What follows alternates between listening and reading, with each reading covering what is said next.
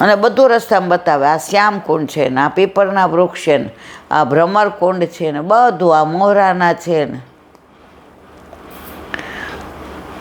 તો પરિક્રમા કરીએ ને ત્યારે આપણા ગોરને ભેગા. 5ના 1 નો હોય તો જેનો બધાનો સર્વસંમતિથી એક ગોર કરી લેવાનો.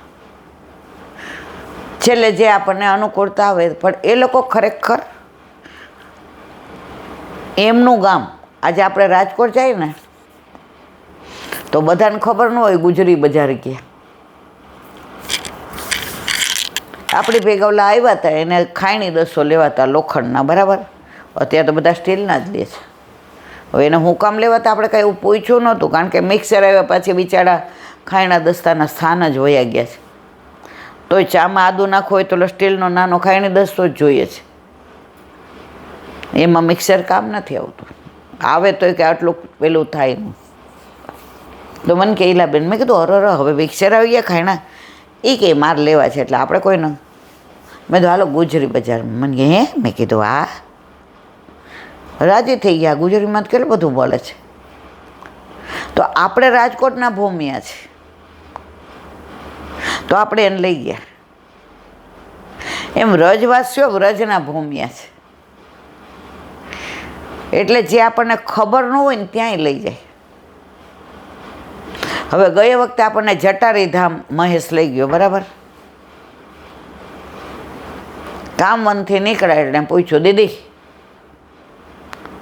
1.5 કલાક જતા ને 1.5 કલાક આવતા જાવું છું? મેં તો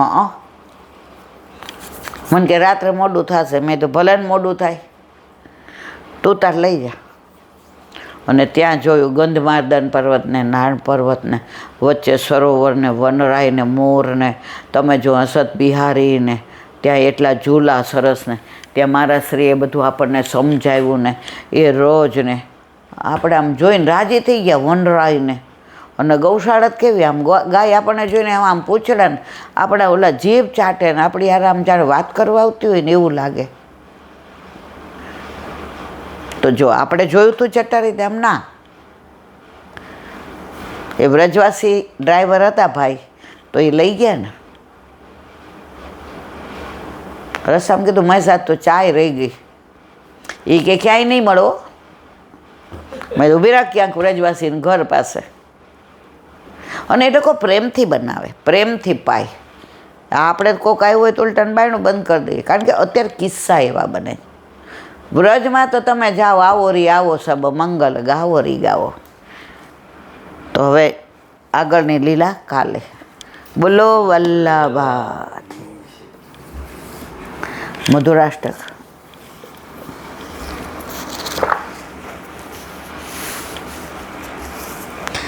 કાલે આપણે હોય નહીં આ અમથા અમથા રાતા રાતા હોઠની વાત કરી, ખંડિતા સખીની વાત કરી, પરકીય અને સ્વકીયાની વાત કરી. હવે આગળ ક્યો મોહન ઠાકોરજીને ગોપીને વચન આપ્યું કે આવીશ. હવે આવ્યા નહીં, ખંડિત થઈ ગઈ લીલા. આ એ નિપટ સવારે એટલે ગોપીએ પૂછ્યું કેમ મોડું થયું. જો આખું આ ગઈકાલનું અનુસંધાન કરીએ ને તો જ સમજાશે. આ સ્વકીય નાયિકાની વાત છે. ખંડિતાને તો આ આધારમાં કંઈ અવનવા રંગોના દર્શન થાય છે. કાનકોર ગોપીના ઘરે પધાર્યા છે. વાયદો તો પધારવાનો રાતનો હતો, પણ નટખટ ક્યાંક અટવાયા હશે. તે સવારના ગોપીના દ્વારે આવી મોઢું નીચે કર્યું. વાંકમાં હતા ને, આને બધા નાટક આવડે એટલે તો આ નટખટ નંદલાલ છે. પગના નખથી માટી ખોતરતા ઊભા. આપણો વાંક હોય ને એટલે આપણા આમ નીચું જોઈને માટી ખોતરીએ. કંઈ બોલતા નથી. ગોપી ચતુર હતી. દર્પણ લાવી સ્વાગત કરે છે, પણ કનૈયો ઊંચું જોતો નથી. ગોપી ઓછી નથી કે જુઓ, રાતના આવવાનું કહી ગયા ને સવારે આવ્યા ને, રાતના બધા ચિહ્નો અહીંયા પ્રગટ દેખાય છે. એ વાત ન કરાય, પણ દર્પણ દેખાડે એટલે કહેવું પડે નહીં. આપણે નહીં કે તારું મોઢું જોઈ આવ અરીસામાં, ભાઈ તું મને બધું બોલ બોલ કરે છે, પણ એટલે કે તું કેવો છો તારી જાતે જોઈ લે. એટલે ગોપી દર્પણ, ક્યો મોહન દર્પણ નહીં દેખો. ઠાકોરજીને દર્પણ દેખાડે છે કે આપણે જોઈએ તો ખબર પડી જાય કે આપણે કેવા છીએ, કયા કયા ચિહ્નો લાગ્યા છે. ક્યો ધરણી પગ નખ નખ નાવત, ક્યો મોતર નહીં. આમ પગના નખથી હું કામ ધરતી ખોતરો છે? મારી સામું કાં જોતા નહીં? આપણો વાંક હોય ને એટલે તમે જોજો, નજરથી નજર મિલાવીને વાત ન કરી શકીએ, ઘરમાં કે બહાર. સ્કૂલમાં નાના હતા ને પછી રસ્તામાં કોઈ ઓલા કુંડાળા રમતા હોય, હવે જાતા હોય ત્યાર તો દફતર હતા, બેગ ને એવા બધું. ઘણી વાર તો બેગ બા ધોતી હોય ને તો અમને ઓલી થેલીમાં દઈ દે, પાટીને પેન, બીજું હોય શું. અને ડબ્બો હોય, પેલા ક્યાં પ્લાસ્ટિક હતા, પિત્તળના ડબ્બા હતા અવડા નાના. સેવ મમરા ભરી દે ત્યારે તો અમને એમ થાય કે છપ્પન ભોગ આપ્યા તે. કાં રોટલીને ગોળ હોય અને કાં ભાખરીને અથાણું હોય, બસ આ અમારો ના. અને એ ખાધું છે ને એટલે જ અત્યારે આનંદમાં છીએ. ઓલા પીઝા ને એ ત્યાં તો સાંભળ્યું નહોતું, આ તો બધું હમણાં આવ્યું જ મારા બાપ. તો કોઈ કુંડાળા રમતો હોય, કોઈ મોઈ દાંડિયા રમતો હોય ને આ જીવ એવું. અને પહેલેથી જ આવી રમતિયાળને તોફાની. એટલે કોઈ એક દાવ દઈને મારા સ્કૂલનું મોડું થશે. ના હવે તું અંચું ખોરી પછી દાવ નહીં દે, હવે દઈશ. અને ઓલા ફોસલાઈ જાય બિચારા, કાં દફતર લઈને આવી છે, કાંઈ દાવ તો દેવાને. હવે પછી રમી લે એટલે કે હવે લાવ, સાંજે આવીશ. હાંજુ દિવસમાં અહીંયા રહેવાના જ. અને પછી સ્કૂલમાં જાય એટલે સૌથી છેલ્લા હોય. સ્કૂલમાં કંઈ મેં કમીન સર આમ નીચું જોઈને આમ જોઈએ. એટલે અમારા મુક્તાબેન સેજપાલ હતા ને સ્ટ્રીક હતા. બહાર ઊભી રહે એક પીરિયડ, ખબર પડે કેમ મોડી આવી. તો સાચું કહીએ કે કુંડાળા રમવા ગયા હતા. એટલે અહીંયા શું કહે છે, ક્યો ધરણી પગ નખ નખ નાવત, ક્યો મોતર નહીં. હામો તો જોવાય જ નહીં, આમ નીચું જોઈ જાય. પછી 5 મિનિટ પછી એને આપણી દયા આવે, કારણ કે આગલી બેન્ચમાં જ મને તો બેસવા જોઈએ. અને પ્રશ્નો પૂછે, જવાબ આપણને આવી જા, બીજા મોડું નહીં આવવાનું. હા એ નહીં બોલવાનું, આવીને દફતર મૂકીને બોર્ડ સામું જોવા માંડવાનું. તો અહીંયા કહે છે, ક્યો ધરણી પગ નખ નખ નાવત, ક્યો મોતર. મારી સામું તો જુઓ, આંખમાં હોય શું જુએ, શું સામું જુએ. રંગે રંગ્યા રસિકવરનો દેખાવ તો જુઓ, દેખિયત નક્ષત અંગ અંગ મેં, અધર અંજન પીક ગાત. આ કીર્તન છે, આનો ભાવ એટલો સરસ છે, પણ એ આપણાથી થઈ શકે હજી આપણું ત્યાં સુધી આપણે પહોંચ્યા નથી. મદન મોહન પિય ક્યો દુરાવત, લટક રહી જો પાગ અધર ભાલ. રાત આખી ક્યારે એવા ને અમને તમને જોઈને ખબર પડી ગઈ, બીજી ગોપીને ત્યાં ગયા હતા. હો, આગળ બોલાવશો નહીં. આ બધાય લખણ કીધા ને તમારા મોઢા ઉપર, આ દર્પણ જુઓ. ઠાકોરજી કે જે કેવું હોય કે, વાંકમાં છીએ. પછી કે છે, ગોપિકા કહે છે, સોતનના કાજળ ભર્યા નયનોને ચુંબન કર્યાને નિશાને રૂપા લાલ અધર ઉપર કાજળની રેખા દોરાઈ ગઈ છે, જાણે કુંજ ઉપર ભમરો બેઠો હોય અને એની સુગંધના લોભથી ઉડી શકતો ન હોય. આ અધર પરની કાળી રેખાથી પ્રિયતમનું વદન પંચરંગી બની ગયું છે. બોલો વલ્લભા દયારામભાઈના ચંદ્રાવલા. ઓ બાપા રે,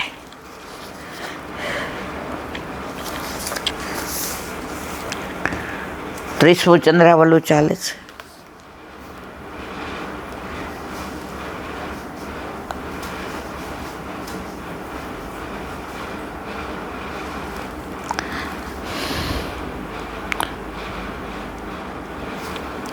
પુષ્ટિ માર્ગે હરિદાસ્ય, ધર્મો એ હરિવિહિ, કામો હરિદક્ષશ્ચ વે મોક્ષ કૃષ્ણમય ધ્રુવ.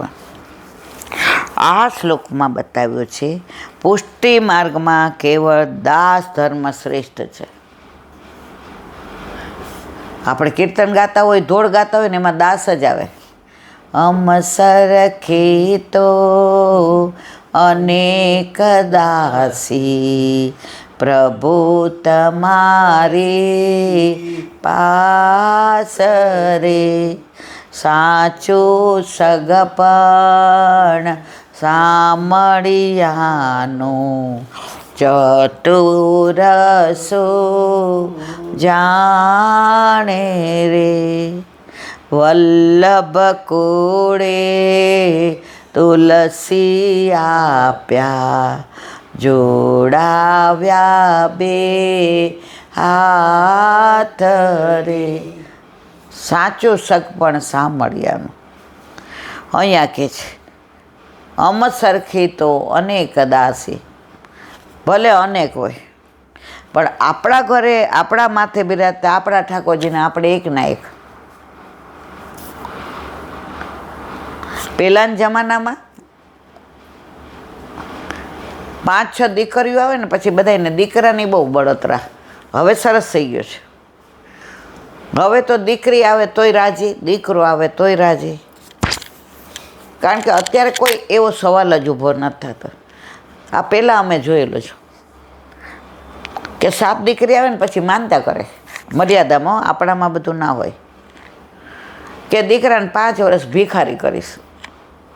તો નાના હોય ને તો આપણને ખબર ન પડે ભિખારી કરવું એટલે. બા એમ કે આ કપડાં દેતી આવ, જા બોલ બોલ ન કર દે.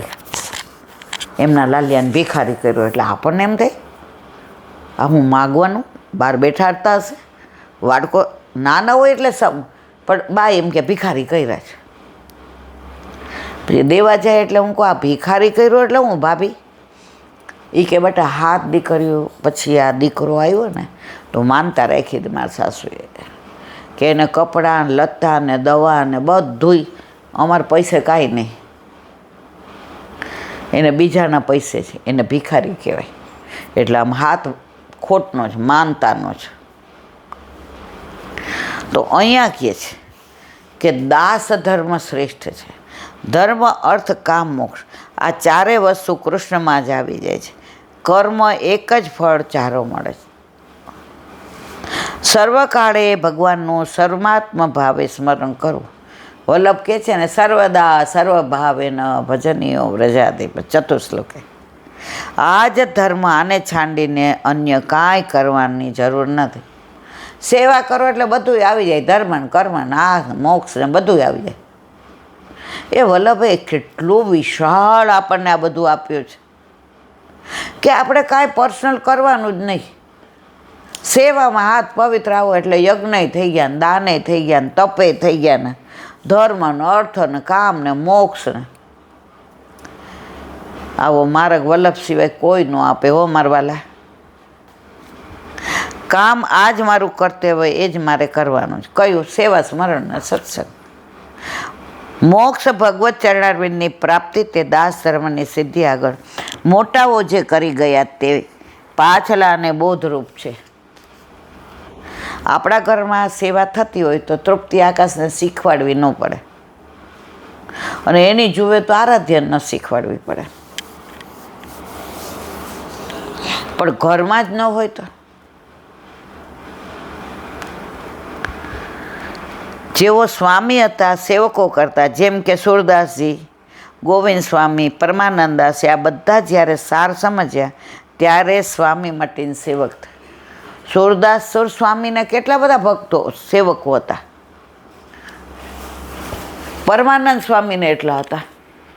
ગોવિંદ સ્વામીને તો ગોતા ગોતા આવ્યા. એ કે દાઢી બાઢી વધી ગયેલી ને એ કે ભાઈ અહીંયા અમારા ગોવિંદ સ્વામી આવ્યા છે, અમારા સ્વામી જમીન છે. એ કે એ તો મરી ગયા હો. એ કે હાય મરી ગયા. ગોવિંદ સ્વામી કે કેદીનો તારો સ્વામી મરી ગયો? આ તો હું તો વલ્લભનો દાસ છું, હવે હું ગોવિંદ દાસ છું. બધાએ કીધું એને બેન આવી રહી છે. કોણ? કાનભાઈ. ત્યાં તો ઓલા આવ્યા, ઓલા પૂછતા થઈ કે ગોવિંદ સ્વામી. એ કે આ આવ્યો ગોવિંદો. એ કે એટલે કહેતા હતા ને હાય હાય ગોવિંદ સ્વામી. એ કે ભાઈ ગોવિંદ સ્વામી બ્રહ્મ સંબંધ પહેલાં હતા, હવે હું ગોવિંદ દાસ છું વલ્લભનો. તમારે દાસ બનવું હોય ને તો હાલો, ને તમે તમારા રસ્તે ને હું મારા રસ્તે. એવા સુર સ્વામી, એવા આ સ્વામીઓ બધા રાજાઓ, રજવાડાઓ. વલ્લભને શરણે જઈએ, રહીએ આનંદમાં. બસ સેવું સદા હું તો વ્રજના ધણી. શરણે આવો એટલે વલ્લભ તમને પધરાવી જ દે કે આ વ્રજનો ધણી તમારો, હવે આ તમારો ધણી. બ્રહ્મ સંબંધ લીધું ને સમજ્યા ત્યાંથી સવાર, પછી સેવક. ખરા અર્થમાં તો દાસ ધર્મ તેવો સમજ્યા છે. સ્વામિયાથી સેવક થવું બહુ અઘરું છે. આજે જે ઘરમાં અહીંયા આપણે શેઠ હોઈએ અને પછી સુરેશનું કામ આપણે કરવાનું આવે, તમને મને ગમે, પણ આ કાંઈ જીવા તેવાના સેવક નથી, આ તો વલ્લભના ઠાકોરજીના, એટલે આપણો વટ છે. ક્યાંય જઈએ ને આપણને પૂછે ને તમારે ઘર ઠાકોરજી બિરાજે, આમ એવા પોરહાઈને હા પાડી, અને ન હોય દી પાછી એમ કે મને ખબર નથી, મારા સાસુને પૂછી જોઈશ. કારણ કે અમારે દર્શનિયાને, અમારે ચરણ સ્પર્શ્યાને, અમારે રમતા લાલાને, એટલે કેટલી જાતના બાપા.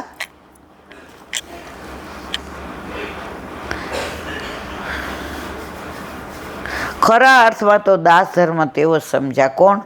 સુરસ્વામી, ગોવિંદ સ્વામી, પરમાનંદ સ્વામી. તેનું અનુકરણ કરવાનું તે સમજદારી માગી લે છે. આવી દાસ્ય ધર્મની વિશેષતા માટે કવિશ્રી કહે છે, સેવું શ્રી કૃષ્ણ કૃપાળ.